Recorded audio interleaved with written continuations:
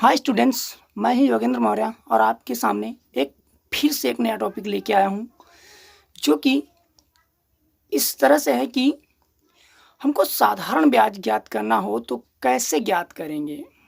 ठीक है, तो यदि आपको साधारण ब्याज ज्ञात करने की विधि जानना है और उसके बारे में जो कुछ भी जानना है, तो बने रहिए हमारे वीडियो पे एंड तक और देखते रहिए हमारा ये वीडियो। इसमें हम बताएंगे आपको कि साधारण ब्याज की दर किस तरह से लगाई जाती है और उसका सूत्र किस तरह से लगाया जाता है, जिससे कि साधारण ब्याज बहुत ही आसानी से निकल सकता है, वो भी कुछ ही समय में, जैसे कि 1-2 मिनट में ही आप निकाल सकते हैं।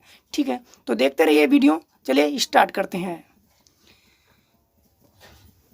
देखिए, जिस तरह से दे रखा है, राजू ने मोहन से 20,000 रुपये 5% की दर से लिए, तो बताइए 1 साल बाद राजू को कितना साधारण ब्याज देना होगा। तो यहाँ पे जो मूलधन है वो है 20,000 रुपये, और जबकि उस पे जो उसकी दर लग रही है, उस रुपए पे, मूलधन पे जो दर लग रही है वो है 5%, और जो समय दिया गया है वो दिया गया है सिर्फ 1 साल का। तो 1 साल बाद राजू जो है उसके द्वारा मोहन को कितने रुपए ब्याज के, साधारण ब्याज के तौर पर दिए जाने होंगे। ठीक है, तो देखिए किस तरह से इस क्वेश्चन को हल करना है। इसमें जो मूलधन है, इस सवाल में मूलधन वो है आपका 20,000, ठीक है, रुपए, और जो दर है वो दे रखी है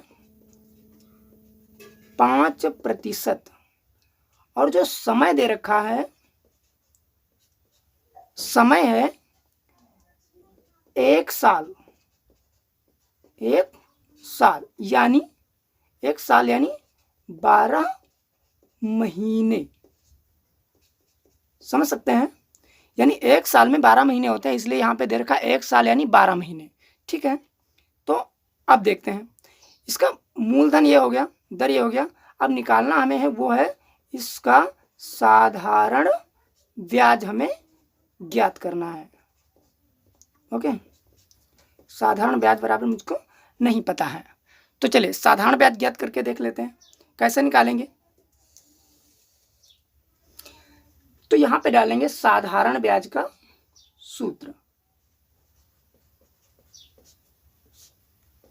साधारण ब्याज का सूत्र होता है मूलधन गुणे दर गुणे समय, या कह सकते हैं मूलधन गुणे समय गुणे दर बटे होता है 100।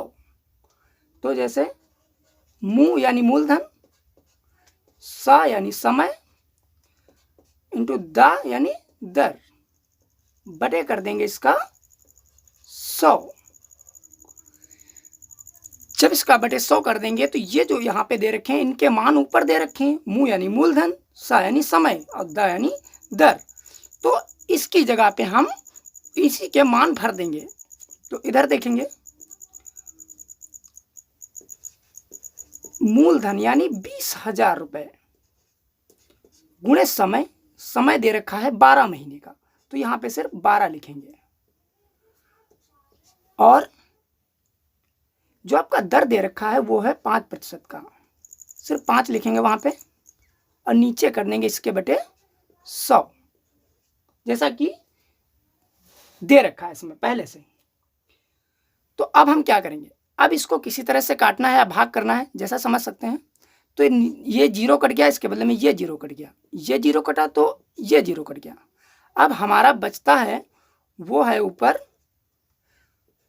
200 इंटू 12 इंटू 5 बटे 1। ठीक है, तो अब देखिए, अब इसकी गुणा कर लेते हैं, ये हो जाएगा 12 पंचे 60 इंटू ये वाला 200। ठीक है, अब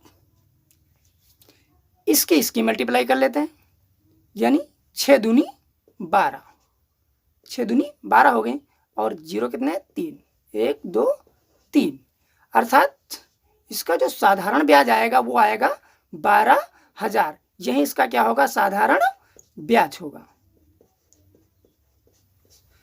तो गाइड्स, आशा करते हैं कि इस तरह का ये सवाल कोई भी आता है तो आप समझने में ज़रा भी देर नहीं करेंगे और तुरंत समझ जाएंगे। इस तरह से लगाना हो तो तुरंत लगा सकते हैं।